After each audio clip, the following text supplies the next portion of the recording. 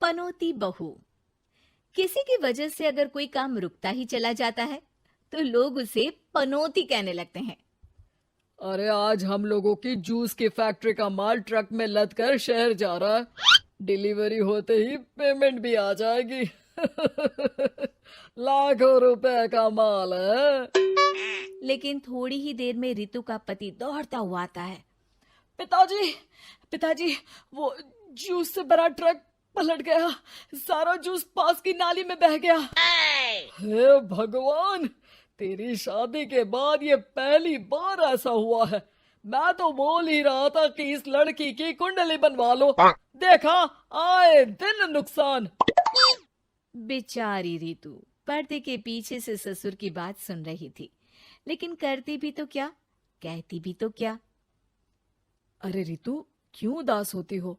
मुझे भरोसा है तुम ही मेरे घर की लक्ष्मी हो। आई आई आई आई आई आई! अरे मेरे पैर में चोट लग गई है रितु, जरा चल डॉक्टर को दिखाते हैं। रितु सास के साथ डॉक्टर के घर जा ही रही होती है कि उसका पैर फंस जाता है और वो सास पर गिर जाती है। हाय रे, पहले से पैर टूटा था, अब ऊपर से मेरे ऊपर गिर गई। हे भगवान, उठा ले मुझे भगवान।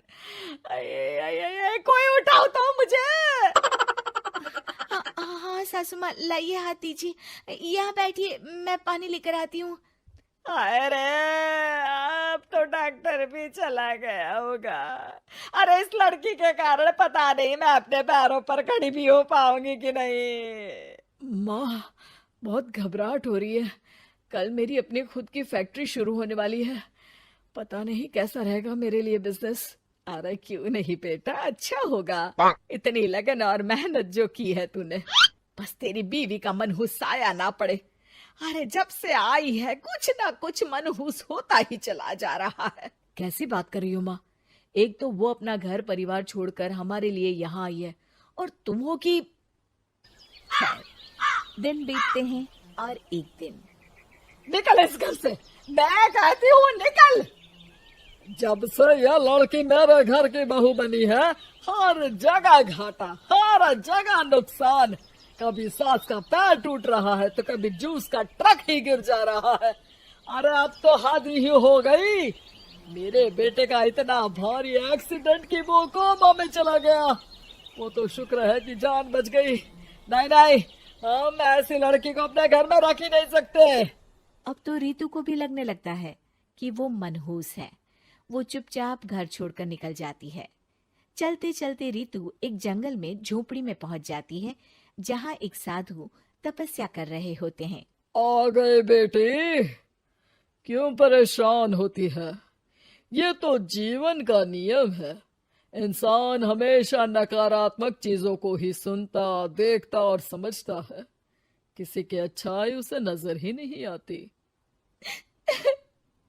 आपने मुझे बेटी कहा है तो शरण भी दे दीजिए बाबा। मैं आपका सारा काम कर दिया करूंगी, बस आपके जीवन में मेरे जैसी बेटी की वजह से कुछ बुरा ना हो। साधु आंख बंद करके मुस्कुराता है और रितु उनके घर की बेटी बन जाती है। पिताजी, भोजन तैयार है, आकर खा लीजिए। बेटा, जो भोजन तूने बनाया है उसमें सांप का जहर है, वो खाकर मैं मर सकता हूँ। नहीं नहीं पिताजी, खाना तो मैंने अपनी आंखों के सामने बनाया है, यहाँ तो कोई सांप आया ही नहीं। ठीक है, फिर ला मैं खा लेता हूँ। साधु खाना खाने जाता ही है कि खाना रितु के हाथ से गिर जाता है और वो खाना बिल्ली खा जाती है। बिल्ली उस खाने को खाती ही मर जाती है। नहीं पिताजी, मैंने खाने में जहर नहीं मिलाया।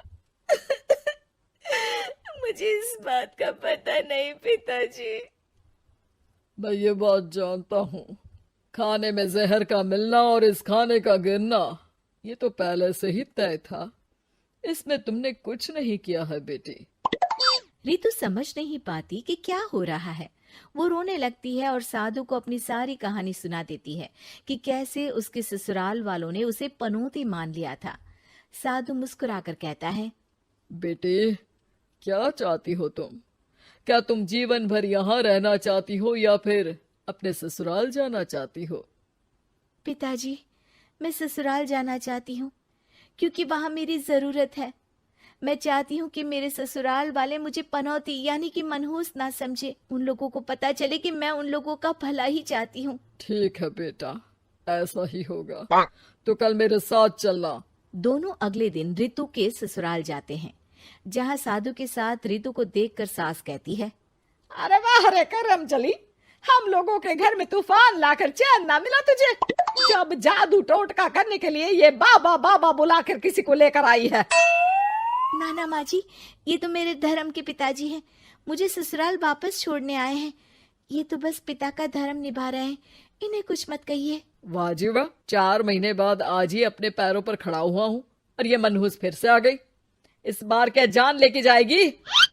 अरे मेरी भी सिर्फ टांग में फ्रैक्चर था, अब ये आ गई है तो पक्का टांग काटनी ही पड़ेगी।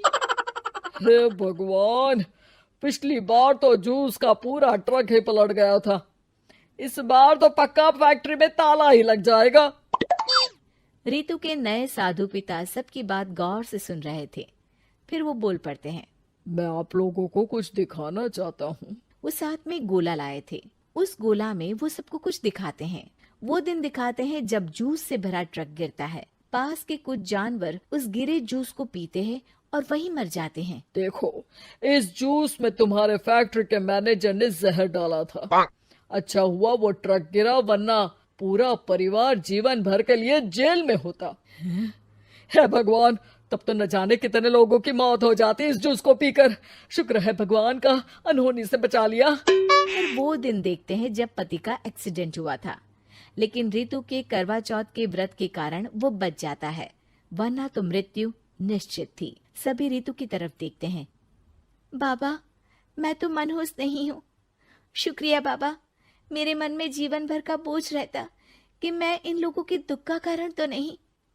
नहीं नहीं बेटा, मनहूस तो ईश्वर किसी को नहीं बनाता।